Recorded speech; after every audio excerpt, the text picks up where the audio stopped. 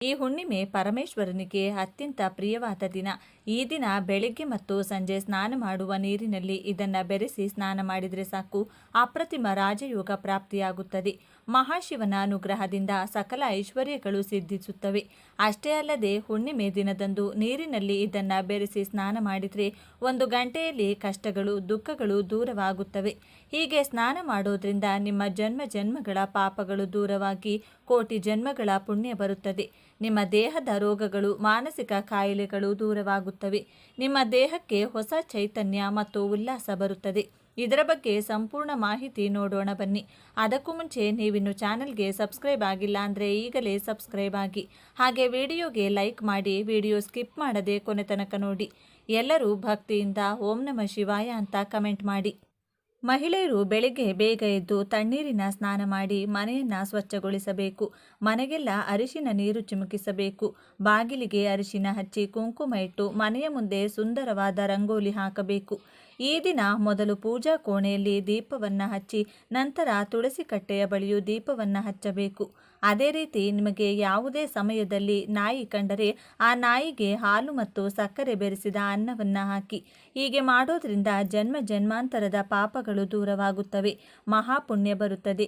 ನೀವು ಶಿವಾಲಯಕ್ಕೆ ಹೋದಾಗ ಅಲ್ಲಿ ಸಾಮಾನ್ಯ ದೀಪದ ಜೊತೆಗೆ 1 ನೆಲ್ಲಿಕಾಯಿ ದೀಪವನ್ನು ಅಥವಾ 1 ತೆಂಗಿನಕಾಯಿ ದೀಪವನ್ನು ಅಥವಾ 1 ದತ್ತೂರಿ ದೀಪವನ್ನು ಹಚ್ಚಿ. ಹಾಗೆ ಹಚ್ಚಿದರೆ ಪರಮೇಶ್ವರನ ಸಂಪೂರ್ಣ ಅನುಗ್ರಹ ಪ್ರಾಪ್ತಿಯಾಗುತ್ತದೆ, ಅಷ್ಟೈಶ್ವರ್ಯ ಪ್ರಾಪ್ತಿಯಾಗುತ್ತದೆ. ಈ ಪವಿತ್ರ ದಿನದಂದು ಸುಮಂಗಲಿ ಸ್ತ್ರೀಯರು ಭಕ್ತಿ ಶ್ರದ್ಧೆಗಳಿಂದ ಬೋಲಾಶಂಕರನನ್ನು ಪೂಜಿಸಿದರೆ ದೀರ್ಘ ಸುಮಂಗಲಿ ಭಾಗ್ಯ ಲಭಿಸುತ್ತದೆ ಎಂದು ನಂಬುತ್ತಾರೆ. ಅಷ್ಟೇ ಅಲ್ಲದೆ ಸೂರ್ಯೋದಯಕ್ಕೆ ಮುನ್ನ ಎದ್ದು ಹರಿಯುವ ನದಿಯಲ್ಲಿ ಸ್ನಾನ ಮಾಡಿ ಹರ ಹರ ಶಂಭೋ ಶಂಕರ, ಹರ ಹರ ಮಹಾದೇವ ಎಂದು ಈಶ್ವರನನ್ನು ನಮಿಸಿದರೆ ಎಲ್ಲ ಕಷ್ಟಗಳು ದೂರವಾಗಿ ಅಷ್ಟೈಶ್ವರ್ಯಗಳು ಲಭಿಸುತ್ತವೆ. ಉಪವಾಸವಿದ್ದು ಪರಮೇಶ್ವರನನ್ನ ಭಕ್ತಿ ಶ್ರದ್ಧೆಗಳಿಂದ ಪೂಜಿಸಬೇಕು. ಹೀಗೆ ಮಾಡೋದ್ರಿಂದ ಕೈಲಾಸವಾಸ ದರ್ಶನ ಭಾಗ್ಯ ಲಭಿಸುತ್ತದೆ ಎಂದು ಶಾಸ್ತ್ರಗಳಲ್ಲಿ ವಿವರಿಸಲಾಗಿದೆ. ಈಶ್ವರನಿಗೆ ಪ್ರಿಯವಾದ ದಿನ, ಅದರಲ್ಲೂ ಈ ಹುಣ್ಣಿಮೆ ಅಂದರೆ ಶಿವನಿಗೆ ಇನ್ನಷ್ಟು ಇಷ್ಟ. ಶಿವನಿಗೆ ವಿಶೇಷ ಪೂಜೆಗಳನ್ನು ಮಾಡೋದ್ರಿಂದ ವಿಶೇಷ ಫಲಿತಾಂಶಗಳು ಬರುತ್ತವೆ ಎಂದು ಅನೇಕರು ನಂಬುತ್ತಾರೆ. ಬೆಳಗ್ಗೆ ಬೇಗ ಎದ್ದು ಸ್ನಾನ ಮಾಡಿ ಮನೆಯಲ್ಲಿ ಮತ್ತು ತುಳಸಿ ಕಟ್ಟೆಯ ಬಳಿ ದೀಪಗಳನ್ನು ಹಚ್ಚಬೇಕು. ಪರಮೇಶ್ವರನನ್ನು ಪೂಜಿಸಬೇಕು. ಬಿಲ್ವ ಪತ್ರೆಯಿಂದ ಪೂಜೆ ಮಾಡಿದರೆ ತುಂಬ ಒಳ್ಳೆಯದು. ಶಿವನಿಗೆ ನಿಮ್ಮ ಮನೆಯಲ್ಲಿ ಸ್ವತಃ ತಯಾರಿಸಿದ ಪಾಯಸವನ್ನು ನೈವೇದ್ಯವಾಗಿ ಅರ್ಪಿಸಬೇಕು. ಇದನ್ನು ನೀವು ತೆಗೆದುಕೊಂಡು ಇತರರಿಗೆ ಪ್ರಸಾದವಾಗಿ ನೀಡಬೇಕು. ಈ ದಿನ ಉಪವಾಸ ಇರಬೇಕು. ಶಿವನಾಮ ಸ್ಮರಣೆ ಮಾಡುತ್ತಾ ಆ ದಿನವನ್ನು ಕಳೆಯಬೇಕು. ನಂತರ ಆ ದಿನ ಸಂಜೆ ಯಾವುದಾದರೂ ಪರಮೇಶ್ವರನ ದೇವಾಲಯಕ್ಕೆ ಹೋಗಿ ದೀಪವನ್ನು ಹಚ್ಚೋದ್ರಿಂದ ಸಕಲ ದೋಷಗಳಿಂದ ಮುಕ್ತಿ ಸಿಗುತ್ತದೆ. ಸಂಜೆ 6 ಗಂಟೆ ಸುಮಾರಿಗೆ ಪ್ರಸಿದ್ಧ ದೇವಾಲಯಗಳು ಅಥವಾ ಹತ್ತಿರದ ದೇವಾಲಯಗಳಿಗೆ ತಲುಪಿ ಪಂಚಮುಖಿ ದೀಪಗಳನ್ನು ಹಚ್ಚುವುದರಿಂದ ಶುಭ ಫಲಿತಾಂಶಗಳು ದೊರೆಯುತ್ತವೆ ಎಂದು ಪುರೋಹಿತರು ಹೇಳುತ್ತಾರೆ. ದೇವಾಲಯಕ್ಕೆ ಹೋಗಲು ಸಾಧ್ಯವಾಗದವರು ಸಂಜೆ ಸಂಧ್ಯಾ ಸಮಯದಲ್ಲಿ ಮನೆಯಲ್ಲಿ ಪರಮೇಶ್ವರನ ಮುಂದೆ ದೀಪಾರಾಧನೆಯನ್ನು ಮಾಡಬೇಕು. ಹೀಗೆ ಮಾಡೋದ್ರಿಂದ ಮನೆಯಲ್ಲಿ ಹಣ ಆಹಾರದ ಕೊರತೆ ಬಾರದೆ ನಿತ್ಯ ಸುಖ ಶಾಂತಿಗಳು ಲಭಿಸುತ್ತವೆ.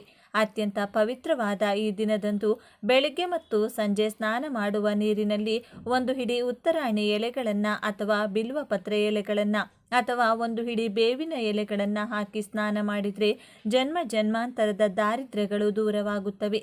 ಶರೀರದಲ್ಲಿರುವ ಎಲ್ಲ ರೋಗಗಳು ನಾಶವಾಗುತ್ತವೆ. ಮಹಾಶಿವನಿಗೆ ಉತ್ತರಾಣಿ ಎಲೆಗಳು ಎಂದರೆ ಬಹಳ ಇಷ್ಟ ಎಂದು ಶಿವಪುರಾಣ ಹೇಳುತ್ತದೆ. ಆದ್ದರಿಂದ 1 ಹಿಡಿ ಉತ್ತರಾಣಿ ಎಲೆಗಳನ್ನು ತಂದು ಆ ಎಲೆಗಳನ್ನು ಪೀಸ್ ಮಾಡಿ ನೀರಿನಲ್ಲಿ ಬೆರೆಸಿ ಸ್ನಾನ ಮಾಡಬೇಕು. ಉತ್ತರಾಣಿ ಎಲೆಗಳು ಸಿಗದವರು 5 ಬಿಲ್ವ ಪತ್ರೆಗಳನ್ನು ಕೈಯಿಂದ ಪೀಸ್ ಮಾಡಿ ನೀರಿನಲ್ಲಿ ಹಾಕಿ ಸ್ನಾನ ಮಾಡಬೇಕು. ಉತ್ತರಾಣಿ ಎಲೆಗಳು ಬಿಲ್ವಗಳು ಎರಡೂ ಕೂಡ ಸಿಗದವರು 1 ಹಿಡಿ ಬೇವಿನ ಎಲೆಗಳನ್ನು ತಂದು ನೀರಿನಲ್ಲಿ ಹಾಕಿ ಸ್ನಾನ ಮಾಡಬೇಕು. ಈ ಎಲೆಗಳನ್ನು 1 ಬಕೆಟ್ ನೀರಿನಲ್ಲಿ ಚಂದ್ರನ ಬೆಳಕಿನಲ್ಲಿಟ್ಟು ನಂತರ ಆ ನೀರಿನಿಂದ ಬೆಳಗಿನ ಜಾವ ಸ್ನಾನ ಮಾಡಬೇಕು. ಹೀಗೆ ಸ್ನಾನ ಮಾಡಿದರೆ ಎಲ್ಲ ರೀತಿಯ ದೃಷ್ಟಿ ದೋಷಗಳು ನರದೃಷ್ಟಿ ದೂರವಾಗುತ್ತದೆ. ದೇಹದಲ್ಲಿರುವ ಎಲ್ಲ ನಕಾರಾತ್ಮಕ ಶಕ್ತಿ ದೂರವಾಗಿ ಸಕಾರಾತ್ಮಕ ಶಕ್ತಿ ಬರುತ್ತದೆ. ಕಷ್ಟಗಳು ನೋವುಗಳು ದೂರವಾಗುತ್ತವೆ. ಪ್ರಾಪ್ತಿ ಉಂಟಾಗುತ್ತದೆ. ಕೋಟಿ ವರ್ಷಗಳ ಕಾಲ ಶಿವಲೋಕದಲ್ಲಿ ಜೀವಿಸಿರುತ್ತಾರೆ. ಹೀಗೆ ಸ್ನಾನ ಮಾಡುವುದರಿಂದ ನಿಮ್ಮ ಜನ್ಮ ಜನ್ಮಗಳ ಪಾಪಗಳು ದೂರವಾಗಿ ಕೋಟಿ ಜನ್ಮಗಳ ಪುಣ್ಯ ಬರುತ್ತದೆ. ನಿಮ್ಮ ದೇಹದಲ್ಲಿನ ರೋಗಗಳು ಮನೋವ್ಯಾಧಿಗಳು ದೂರವಾಗುತ್ತವೆ. ನಿಮ್ಮ ದೇಹಕ್ಕೆ ಹೊಸ ಚೈತನ್ಯ ಉಲ್ಲಾಸ ಬರುತ್ತದೆ. ಅನೇಕ ಜನರು ಕಾಲುವೆಗಳು ನದಿಗಳಲ್ಲಿ ಸ್ನಾನ ಮಾಡುತ್ತಿರುತ್ತಾರೆ. ಅಂಥವರು ಈ ಎಲೆಗಳನ್ನು ಸ್ವಲ್ಪ ಪುಡಿ ಮಾಡಿ ದೇಹಕ್ಕೆ ಹಚ್ಚಿಕೊಂಡು ಕಾಲುವೆಯಲ್ಲಿ ಸ್ನಾನ ಮಾಡಿದರೆ ತುಂಬ ಒಳ್ಳೆಯದು. ಹೀಗೆ ಮಾಡಿದರೆ ನಿಮ್ಮ ದೇಹದಿಂದ ಕೊಳೆ ಹೋಗಿ ನಿಮ್ಮ ದೇಹಕ್ಕೆ ವಜ್ರದಂತಹ ತೇಜಸ್ಸು ಬರುತ್ತದೆ. ಯಾವುದನ್ನಾದರೂ ಸಾಧಿಸುವ ಶಕ್ತಿ ಬರುತ್ತದೆ. ಆದ್ದರಿಂದ ಎಲ್ಲರೂ ಈ ರೀತಿ ಸ್ನಾನ ಮಾಡಿ ಶುಭಗಳನ್ನು ಪಡೆಯಿರಿ. ದೇವರು ಶಿವ ಬೋಲಾಶಂಕರನಿಗೆ ಅಭಿಷೇಕ ಮಾಡಿಸುವುದರಿಂದ ಪರಿಪೂರ್ಣ ಜ್ಞಾನ ಮತ್ತು ದೈವಾನುಗ್ರಹವನ್ನು ಪಡೆಯಬಹುದು ಎಂದು ಪುರಾಣಗಳು ಹೇಳುತ್ತವೆ. ಅಭಿಷೇಕದ ಸಮಯದಲ್ಲಿ ದೈವ ವಿಗ್ರಹಗಳಿಂದ ಅತ್ಯಂತ ಅಮೂಲ್ಯವಾದ ಶಕ್ತಿಗಳು ಹೊರಹೊಮ್ಮುತ್ತವೆ. ಅಭಿಷೇಕಗಳೆಂದರೆ ದೇವತೆಗಳು ಪ್ರೀತಿ ಮಾಡುತ್ತಾರೆ. ಅಭಿಷೇಕ ಪ್ರಿಯ ಶಿವ. ಆದ್ದರಿಂದ ಶಿವನಿಗೆ ಅಭಿಷೇಕ ಮಾಡಿಸೋದ್ರಿಂದ ವಿಶೇಷ ಫಲಿತಾಂಶಗಳನ್ನು ಪಡೆಯಬಹುದು. ಸಾಮಾನ್ಯವಾಗಿ ಶಿವನನ್ನು ನೀರು ಅಥವಾ ಹಾಲಿನಿಂದ ಅಭಿಷೇಕ ಮಾಡ್ತಾರೆ. ದ್ರವ್ಯದಿಂದ ಅಭಿಷೇಕ ಮಾಡಿದರೂ ಫಲಿತಾಂಶ ಒಂದೇ ಆಗಿರುತ್ತದೆ ಎಂದು ಭಾವಿಸುತ್ತಾರೆ. ಆದರೆ ಮಹರ್ಷಿಗಳು ಆಯ್ಕೆ ಮಾಡಿದ ಪ್ರತಿಯೊಂದು ದ್ರವ್ಯದಿಂದ ಅಭಿಷೇಕ ಮಾಡೋದ್ರಿಂದ ಒಂದೊಂದು ಫಲಿತಾಂಶ ಸಿಗುತ್ತದೆ ಎಂದು ಹೇಳಲಾಗುತ್ತದೆ. ಶಿವನಿಗೆ ಕೆಲವು ಪದಾರ್ಥಗಳಿಂದ ಅಭಿಷೇಕ ಮಾಡಿಸಿದರೆ ನಿಮ್ಮ ಆಸೆಗಳು ಈಡೇರುತ್ತವೆ. ಮೊದಲಿಗೆ ಅರಿಶಿನ ಪುಡಿಯಿಂದ ಶಿವನಿಗೆ ಅಭಿಷೇಕ ಮಾಡಿಸಿದರೆ ಸರ್ಕಾರಿ ಅಧಿಕಾರಿಗಳಿಂದ ಸಕಾರಾತ್ಮಕ ಪ್ರತಿಕ್ರಿಯೆ ಸಿಗುತ್ತದೆ. ದೈವಾನುಗ್ರಹ ಸಿಗುತ್ತದೆ. ದೋಷಗಳು ನಿವಾರಣೆಯಾಗುತ್ತವೆ. ಅಕ್ಕಿ ಹಿಟ್ಟಿನಿಂದ ಅಭಿಷೇಕ ಮಾಡಿಸಿದರೆ ಸಾಲಬಾಧೆಗಳು ನಿವಾರಣೆಯಾಗುತ್ತವೆ. ಪಂಚಾಮೃತದಿಂದ ಶಿವನಿಗೆ ಅಭಿಷೇಕ ಮಾಡಿಸೋದ್ರಿಂದ ಅಷ್ಟೈಶ್ವರ್ಯಗಳು ಪ್ರಾಪ್ತವಾಗುತ್ತವೆ. ತುಪ್ಪದಿಂದ ಶಿವಾಭಿಷೇಕ ಮಾಡಿದರೆ ಮೋಕ್ಷ ಸಿಗುತ್ತದೆ. ಹಾಲಿನಿಂದ ಪರಮೇಶ್ವರನಿಗೆ ಅಭಿಷೇಕ ಮಾಡಿಸಿದರೆ ಆಯುಷ್ಯ ಹೆಚ್ಚಾಗುತ್ತದೆ. ಮೊಸರಿನಿಂದ ಶಿವಾಭಿಷೇಕ ಮಾಡೋದ್ರಿಂದ ಸಂತಾನ ಪ್ರಾಪ್ತಿಯಾಗುತ್ತದೆ. ಹಣ್ಣಿನ ರಸದಿಂದ ಶಿವಾಭಿಷೇಕ ಮಾಡಿದರೆ ಆರೋಗ್ಯ ಸಿಗುತ್ತದೆ. ಅನಾರೋಗ್ಯಗಳು ಮಾಯವಾಗುತ್ತವೆ. ಕಬ್ಬಿನ ರಸದಿಂದ ಶಿವಾಭಿಷೇಕ ಮಾಡಿಸಿದರೆ ಆಯುಷ್ಯದ ಜೊತೆಗೆ ಸಂಪೂರ್ಣ ಆರೋಗ್ಯ ಲಭಿಸುತ್ತದೆ. ನಿಂಬೆ ರಸದಿಂದ ಶಿವಾಭಿಷೇಕ ಮಾಡಿದರೆ ಶತ್ರು ಭಯ ಇರುವುದಿಲ್ಲ. ತೆಂಗಿನ ನೀರಿನಿಂದ ಶಿವಾಭಿಷೇಕ ಮಾಡಿದರೆ ಉನ್ನತ ಪದವಿಗಳು, ಸ್ಥಾನಮಾನ, ಗೌರವ, ಕೀರ್ತಿ ಲಭಿಸುತ್ತದೆ. ನೆಲ್ಲಿಕಾಯಿ ಪುಡಿಯಿಂದ ಶಿವಾಭಿಷೇಕ ಮಾಡಿಸಿದರೆ ರೋಗಗಳು ಮಾಯವಾಗುತ್ತವೆ. ಪನ್ನೀರಿನಿಂದ ಶಿವಾಭಿಷೇಕ ಮಾಡಿಸಿದರೆ ಸಂತೋಷದ ಜೀವನ ಪ್ರಾಪ್ತಿಯಾಗುತ್ತದೆ. ಚಂದನದಿಂದ ಶಿವಾಭಿಷೇಕ ಮಾಡೋದ್ರಿಂದ ಕೀರ್ತಿ ಪ್ರತಿಷ್ಠೆಗಳು ಹೆಚ್ಚುತ್ತವೆ. ನೀರಿನಿಂದ ಶಿವಾಭಿಷೇಕ ಮಾಡಿದರೆ ಕಳೆದು ಹೋದ ದ್ರವ್ಯವನ್ನು ಮತ್ತೆ ಪಡೆಯಬಹುದು.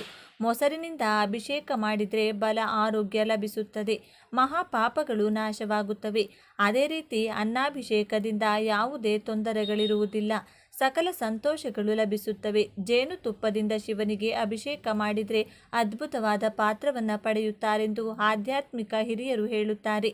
ಪವಿತ್ರವಾದ ದಿನದಂದು ನೀವು ಈ ಮರವನ್ನು ಮುಟ್ಟಿದರೆ ಸಾಕು, ನರಕದ ಕಷ್ಟಗಳು ದೂರವಾಗುತ್ತವೆ. ಕೈಲಾಸ ಪ್ರಾಪ್ತಿಯಾಗುತ್ತದೆ. 1000 ವರ್ಷಗಳ ಕಾಲ ಶಿವಲೋಕದಲ್ಲಿ ಜೀವಿಸುತ್ತೀರಿ.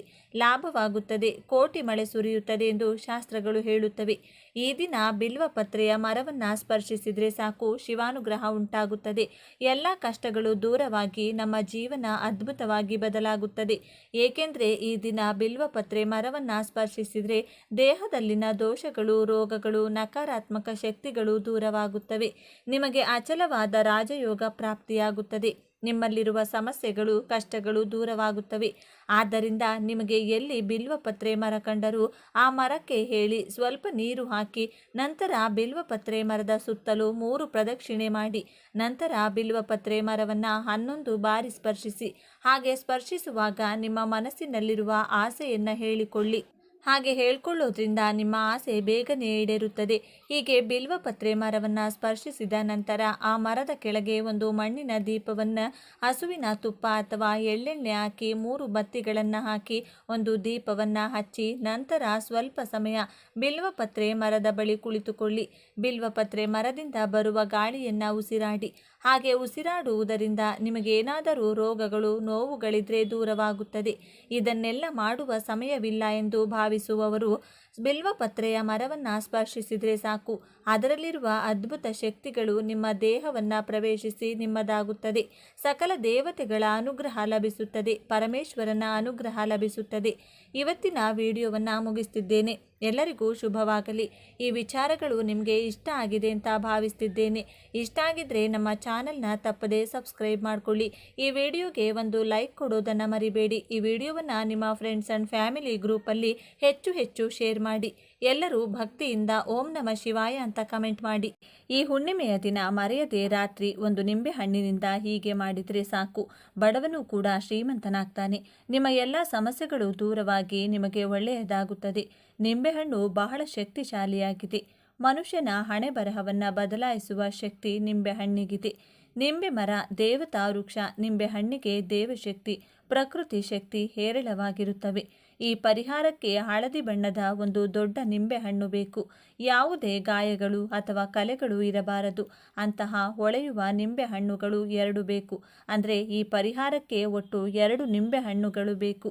ಬಹಳ ಶಕ್ತಿಶಾಲಿಯಾಗಿ ಕೆಲಸ ಮಾಡುತ್ತದೆ. ನಿಮ್ಮ ಕೈಯಿಂದ ನಾವು ಮಾಡಿಕೊಳ್ಳುವ ಈ ಪರಿಹಾರದಿಂದ ಮನೆಯಲ್ಲಿರುವ ನರದೃಷ್ಟಿ, ಸಂಪಾದನೆಯ ಸಮಸ್ಯೆಗಳು ಎಲ್ಲವೂ ನಿವಾರಣೆಯಾಗುತ್ತದೆ.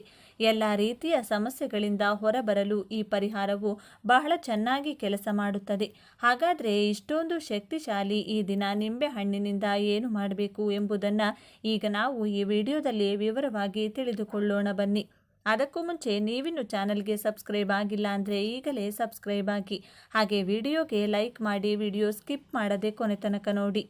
ಎಲ್ಲರೂ ಭಕ್ತಿಯಿಂದ ಓಂ ಶ್ರೀ ಮಹಾಲಕ್ಷ್ಮಿ ನಮಃ ಅಂತ ಕಮೆಂಟ್ ಮಾಡಿ. ಈ ನಿಂಬೆಹಣ್ಣಿನ ಪರಿಹಾರವನ್ನು ರಾತ್ರಿ ಸಮಯದಲ್ಲಿ ಮಾಡಬೇಕು. ಸಂಜೆ ಆದ್ದರಿಂದ ರಾತ್ರಿ 11ರವರೆಗೆ ಮಾಡಬಹುದು. ನಿಂಬೆಹಣ್ಣಿನಿಂದ ಈ ಸಣ್ಣ ಪರಿಹಾರವನ್ನು ಮಾಡೋದ್ರಿಂದ ನೀವು ಮುಟ್ಟಿದ್ದೆಲ್ಲ ಚಿನ್ನವಾಗುತ್ತದೆ. ನಿಮಗಿರುವ ಸಾಲದ ಸಮಸ್ಯೆಗಳು, ಆರ್ಥಿಕ ಸಮಸ್ಯೆಗಳು ದೂರವಾಗುತ್ತವೆ. ನೀವು ಸಂತೋಷವಾಗಿರಲು ಉದ್ಯೋಗ ಪ್ರಯತ್ನಗಳು, ಮದುವೆಯಾಗದವರಿಗೆ ಮದುವೆಯಾಗಲು, ಮಕ್ಕಳಿಲ್ಲದವರಿಗೆ ಮಕ್ಕಳಾಗಲು, ಆರೋಗ್ಯ ಮತ್ತು ಆಯುಷ್ಯ ಹೆಚ್ಚಾಗಲು, ಹೀಗೆ ಎಲ್ಲ ರೀತಿಯಲ್ಲಿ ನಿಮಗೆ ಒಳ್ಳೆಯದಾಗುತ್ತದೆ. ಈ ದಿನ ನಿಂಬೆಹಣ್ಣಿನಿಂದ ರಹಸ್ಯವಾಗಿ ಈ ಸಣ್ಣ ಪರಿಹಾರವನ್ನು ಮಾಡಿದರೆ ನಿಮ್ಮ ಅದೃಷ್ಟ ಬದಲಾಗಿ ಲಕ್ಷಗಳಲ್ಲ ಕೋಟಿಗಳು ಬಂದು ಬೀಳುತ್ತವೆ. ನಿಮ್ಮ ದಾರಿದ್ರ್ಯವೆಲ್ಲವೂ ದೂರವಾಗುತ್ತದೆ. ಕಡುಬಡವನು ಕೂಡ ಶ್ರೀಮಂತನಾಗ್ತಾನೆ. ನಮ್ಮನ್ನು ಕಾಡುವ ಅನಾರೋಗ್ಯ ಸಮಸ್ಯೆಗಳು, ಮಾನಸಿಕ ಸಮಸ್ಯೆಗಳು, ಮನೆಯಲ್ಲಿ ಆಗಾಗ್ಗೆ ಜಗಳಗಳು, ಆರ್ಥಿಕ ತೊಂದರೆಗಳು, ಸಾಲದ ಬಾಧೆಗಳು, ಗಂಡ ಹೆಂಡತಿಯರ ನಡುವಿನ ಕಲಹಗಳು, ಅತ್ತೆ ಸೊಸೆಯರ ಜಗಳ, ಅಕ್ಕ ತಂಗಿಯರ ಜಗಳ, ಇಂತಹ ಸಮಸ್ಯೆಗಳು ನಮ್ಮ ಮನಸ್ಸನ್ನು ಪ್ರಶಾಂತವಾಗಿಡುತ್ತವೆ. ಕೆಲವೊಮ್ಮೆ ದೇವರನ್ನು ದೂಷಿಸುತ್ತೇವೆ. ದೇವರೇ, ನಾವು ಏನು ಪಾಪ ಮಾಡಿದ್ದೇವೆ, ನೀನು ನಮ್ಮನ್ನು ಏಕೆ ಇಷ್ಟು ಕಾಡ್ತಿದ್ದೀಯಾ ಎಂದು ಮನಸ್ಸಿಗೆ ಅನ್ನಿಸುತ್ತದೆ. ಈ ನಿಂಬೆ ಪರಿಹಾರವು ಅದ್ಭುತವಾಗಿ ಕೆಲಸ ಮಾಡುತ್ತದೆ. ನಾವು ನಿಂಬೆ ಹಣ್ಣಿನಿಂದ ಮಾಡಬೇಕಾದ 2 ಪರಿಹಾರಗಳ ಬಗ್ಗೆ ಮಾತನಾಡೋಣ. ನೀವು ಅವುಗಳಲ್ಲಿ ಯಾವುದಾದರೂ ಒಂದನ್ನು ಮಾಡಿದರೆ ಸಾಕು. ಮೊದಲಿಗೆ ಹಳದಿ ಬಣ್ಣದ 2 ನಿಂಬೆ ಹಣ್ಣುಗಳನ್ನು ತೆಗೆದುಕೊಳ್ಳಿ. ತಾಜಾ ಆಗಿರಬೇಕು. ನಿಂಬೆ ಹಣ್ಣುಗಳನ್ನು ತೆಗೆದುಕೊಂಡು ಒಂದು ನಿಂಬೆ ಹಣ್ಣಿಗೆ ಕಾಡಿಗೆಯನ್ನು ಅಂದರೆ ಕಪ್ಪು ಬಣ್ಣಕ್ಕೆ ತಿರುಗುವಂತೆ ಸಂಪೂರ್ಣವಾಗಿ ಹಚ್ಚಿ ಅಥವಾ ಅಲ್ಲಲ್ಲಿ ಚುಕ್ಕೆಗಳನ್ನು ಇಡಿ. ಕಾಡಿಗೆ ಇಲ್ಲದಿದ್ದರೂ ಕಪ್ಪು ಮಸಿ ಇರುತ್ತದೆ ಅಲ್ವೇ, ಆ ಮಸಿಯನ್ನು ಸಹ ಹಚ್ಚಬಹುದು.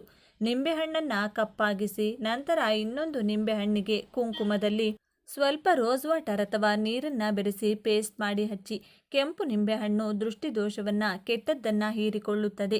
ಕೆಂಪು ನಿಂಬೆಹಣ್ಣು ಜಾತಕ ದೋಷಗಳನ್ನು, ಗ್ರಹ ದೋಷಗಳನ್ನು ನಿವಾರಿಸುತ್ತದೆ. ಗ್ರಹಗಳನ್ನು ನಮಗೆ ಅನುಕೂಲಕರವಾಗಿಸುತ್ತದೆ.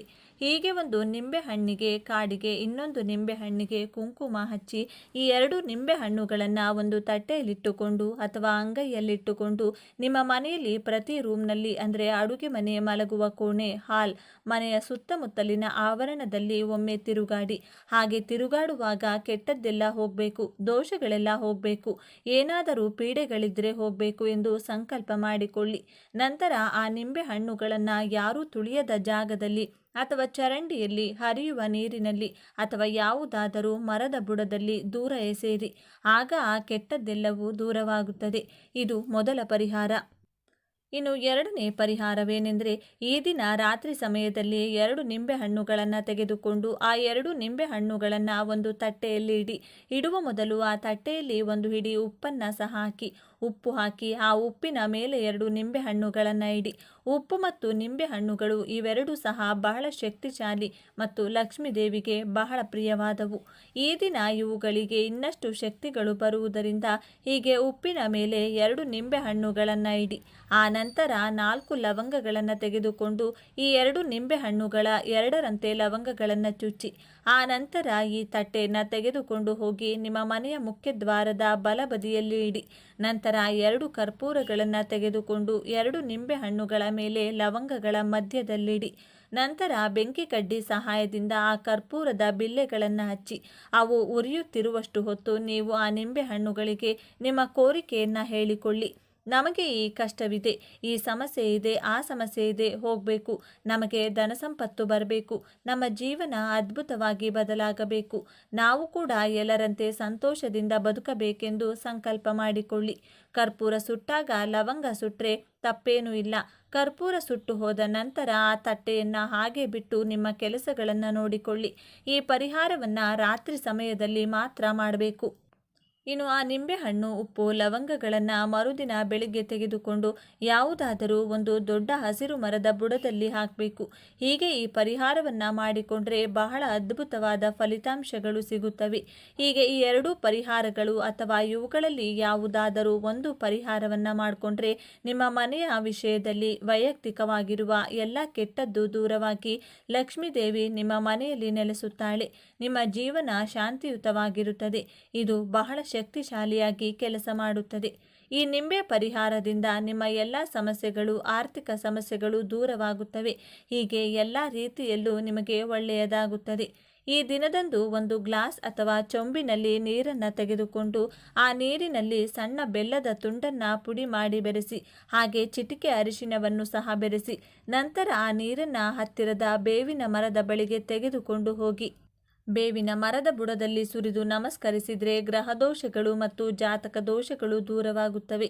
ಆದ್ದರಿಂದ ಜಾತಕದಲ್ಲಿ ಕುಜ ದೋಷ, ರಾಹುಕೇತು ದೋಷಗಳು ಇರುವವರು ಕಡ್ಡಾಯವಾಗಿ ಈ ದಿನದಂದು ಬೆಲ್ಲದ ನೀರನ್ನು ಬೇವಿನ ಮರದ ಬುಡದಲ್ಲಿ ಸುರಿದು ನಮಸ್ಕರಿಸಿ. ಅಲ್ಲದೆ ಈ ದಿನ ಸಿಹಿ ಪದಾರ್ಥಗಳನ್ನು ಅಂದರೆ ಸಿಹಿ ತಿಂಡಿಗಳನ್ನು ಮತ್ತು ಪೊರಕೆ, ಪ್ಲಾಸ್ಟಿಕ್ ವಸ್ತುಗಳನ್ನು ಖರೀದಿಸಿ ಮನೆಗೆ ತರಬಾರದು. ಈ ದಿನ ಈ ವಸ್ತುಗಳನ್ನು ಖರೀದಿಸಿ ಮನೆಗೆ ತಂದರೆ ದಾರಿದ್ರ್ಯ ದೇವತೆಯು ಅವುಗಳ ಜೊತೆ ನಿಮ್ಮ ಮನೆಗೆ ಪ್ರವೇಶಿಸುತ್ತಾಳೆ. ಇನ್ನು ನಿಮಗೆ ಇಲ್ಲದ ಕಷ್ಟಗಳು ಬರುತ್ತವೆ. ಆದ್ದರಿಂದ ಯಾರೂ ಈ ದಿನ ಈ ವಸ್ತುಗಳನ್ನು ಖರೀದಿಸಬೇಡಿ. ಈ ದಿನದಂದು ನೀವು ಮಾವಿನ ಮರವನ್ನು ಸ್ಪರ್ಶಿಸುವುದರಿಂದ ಅಪ್ರತಿಮ ರಾಜಯೋಗ ಪ್ರಾಪ್ತಿಯಾಗುತ್ತದೆ. ಮಾವಿನ ಮರ ಕೂಡ ಒಂದು ದೇವತಾ ವೃಕ್ಷವೇ. ರಾಮಾಯಣ, ಮಹಾಭಾರತ, ಇತರ ಪುರಾಣಗಳಲ್ಲಿ ಇದರ ಪ್ರಸ್ತಾಪವಿದೆ. ಮಾವಿನ ಹಣ್ಣನ್ನು ಪ್ರೀತಿ ಮತ್ತು ಸಂತಾನ ಪ್ರಾಪ್ತಿಗೆ ಸಂಕೇತವೆಂದು ಭಾವಿಸುತ್ತಾರೆ. ಯಾವುದೇ ಶುಭ ಕಾರ್ಯವಾದರೂ ಮನೆಯ ಬಾಗಿಲಿಗೆ ಮಾವಿನ ಎಲೆಗಳನ್ನು ಕಟ್ಟದೆ ಪ್ರಾರಂಭಿಸುವುದಿಲ್ಲ. ಮಾವಿನ ಎಲೆಗಳಿಗೆ ನಕಾರಾತ್ಮಕ ಶಕ್ತಿಯನ್ನು ಹೀರಿಕೊಳ್ಳುವ ಗುಣವಿದೆ. ಮಾವಿನ ಮರವನ್ನು ವೇದಗಳಲ್ಲಿ ಸ್ವರ್ಗದ ಸ್ಥಳವೆಂದು ಸಂಬೋಧಿಸುತ್ತಾರೆ. ಇಂದು ಮಾವಿನ ಮರವನ್ನು ಸ್ಪರ್ಶಿಸಿದರೆ ಸಾಕು, ನಿಮ್ಮ ಕಷ್ಟಗಳು, ಸಮಸ್ಯೆಗಳು ದೂರವಾಗುತ್ತವೆ. ನಿಮ್ಮ ಮನೆಯಲ್ಲಿರುವ ನಕಾರಾತ್ಮಕ ಶಕ್ತಿಯನ್ನು ಆ ಮರವು ಹೀರಿಕೊಳ್ಳುತ್ತದೆ. ಇಂದು ನಿಮಗೆ ಎಲ್ಲಿ ಮಾವಿನ ಮರ ಕಂಡರೂ ಅಥವಾ ನೀವೇ ಮಾವಿನ ಮರದ ಬಳಿಗೆ ಹೋಗಿ ಒಂದು ಚೊಂಬು ನೀರನ್ನು ಆ ಮರಕ್ಕೆ ಅರ್ಪಿಸಿ, ನಂತರ ಮಾವಿನ ಮರಕ್ಕೆ ನಮಸ್ಕರಿಸಿ 11 ಬಾರಿ ಆ ಮರವನ್ನು ಸ್ಪರ್ಶಿಸಿದ ನಂತರ ಆ ಮಾವಿನ ಮರದ ಕೆಳಗೆ 2 ನಿಮಿಷ ಕುಳಿತು ಮನೆಗೆ ಹೋಗಿ. ಇದನ್ನೆಲ್ಲ ಮಾಡದಿದ್ದರೂ ಈ ಅದ್ಭುತ ದಿನದಂದು ಮಾವಿನ ಮರವನ್ನು ಸ್ಪರ್ಶಿಸುವವರ ದೇಹದಲ್ಲಿನ ರೋಗಗಳು ಮತ್ತು ಕೆಟ್ಟ ನಕಾರಾತ್ಮಕ ಶಕ್ತಿ ದೂರವಾಗುತ್ತದೆ. ಮಾವಿನ ಮರದಲ್ಲಿರುವ ಸಕಾರಾತ್ಮಕ ಶಕ್ತಿ ನಿಮ್ಮ ದೇಹವನ್ನು ಪ್ರವೇಶಿಸಿ ನಿಮ್ಮ ಅದೃಷ್ಟವನ್ನು ಬದಲಾಯಿಸುತ್ತದೆ. ಎಲ್ಲ ದೇವರುಗಳ ಅನುಗ್ರಹ ದೊರೆಯುತ್ತದೆ. ನಿಮ್ಮ ಜಾತಕ ದೋಷಗಳು ಸಹ ದೂರವಾಗುತ್ತದೆ. ಮಹಾರಾಜಯೋಗ ಪ್ರಾಪ್ತಿಯಾಗುತ್ತದೆ. ಹೀಗೆ ಈ ದಿನ ಈ ಮರವನ್ನು ಸ್ಪರ್ಶಿಸಿದರೆ ಕಷ್ಟಗಳು, ದುಃಖಗಳು ದೂರವಾಗಿ ಐಶ್ವರ್ಯ ಬರುತ್ತದೆ. ಆದ್ದರಿಂದ ಎಲ್ಲರೂ ಈ ದಿನ ಮಾವಿನ ಮರವನ್ನು ಸ್ಪರ್ಶಿಸಿ ಎಲ್ಲ ಕಷ್ಟಗಳನ್ನು ನಿವಾರಿಸಿಕೊಂಡು ಎಲ್ಲ ಸಂಪತ್ತುಗಳನ್ನು ಪಡೆದು ಸಂತೋಷದಿಂದ ಬದುಕಿ. ಇವತ್ತಿನ ವಿಡಿಯೋವನ್ನು ಮುಗಿಸ್ತಿದ್ದೇನೆ. ಎಲ್ಲರಿಗೂ ಶುಭವಾಗಲಿ. ಈ ವಿಚಾರಗಳು ನಿಮಗೆ ಇಷ್ಟ ಆಗಿದೆ ಅಂತ ಭಾವಿಸ್ತಿದ್ದೇನೆ. ಇಷ್ಟ ಆಗಿದ್ದರೆ ನಮ್ಮ ಚಾನಲ್ನ ತಪ್ಪದೇ ಸಬ್ಸ್ಕ್ರೈಬ್ ಮಾಡಿಕೊಳ್ಳಿ. ಈ ವಿಡಿಯೋಗೆ ಒಂದು ಲೈಕ್ ಕೊಡೋದನ್ನು ಮರಿಬೇಡಿ. ಈ ವಿಡಿಯೋವನ್ನು ನಿಮ್ಮ ಫ್ರೆಂಡ್ಸ್ ಆ್ಯಂಡ್ ಫ್ಯಾಮಿಲಿ ಗ್ರೂಪಲ್ಲಿ ಅತಿ ಹೆಚ್ಚು ಶೇರ್ ಮಾಡಿ. ಎಲ್ಲರೂ ಭಕ್ತಿಯಿಂದ ಓಂ ನಮಃ ಶಿವಾಯ ಅಂತ ಕಮೆಂಟ್ ಮಾಡಿ. ಧನ್ಯವಾದಗಳು.